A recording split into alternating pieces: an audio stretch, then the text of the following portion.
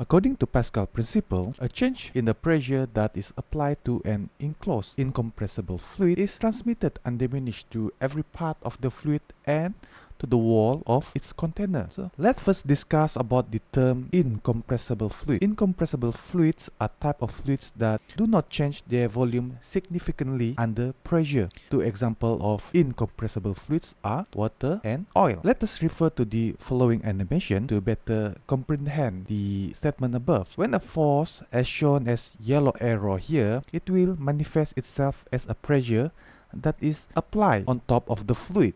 The pressure is distributed evenly throughout the fluid, meaning to say, the pressure is distributed as shown as the gray triangle here. The pressure is distributed without any loss in magnitude. This is because the fluid, which is being incompressible, cannot absorb the pressure by changing the fluid volume. So, the pressure had to be passed on to the other location. This principle is the basis for many hydraulic systems, where pressure applied at one point is transmitted undiminished to another point. For example, in a hydraulic lift, a small force applied over a small area can lift a heavy object that is being placed on a big area. This is why a larger load, such as a car here, can be moved on the large piston by a much smaller force on the smaller piston. In this setup, a downward force, denoted as F1, is applied to a small piston with an area of A1. This is typically the input force in a hydraulic system. This force creates pressure in the fluid within the systems. The pressure created by F1 is transmitted undiminished through the incompressible fluid to a larger piston with an area of A2. The larger piston has a different area, A2, which is usually greater than A1. As the pistons move and the fluid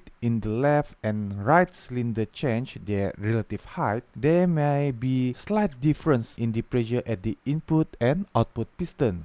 However, these differences are typically negligible and often neglected for simplification. Therefore, the fluid pressure on each of the piston can be considered the same, as denoted by this equation here, where P1 equal to P2. Given the equation P equal to F over A, therefore, we can change this equation P1 equal to P2 into this new equation here, where F1 over A1 equal F2 over A2. These equations implies that the force F2 on the larger piston is larger than the force F1 on the smaller piston by the factor of A2 over A1.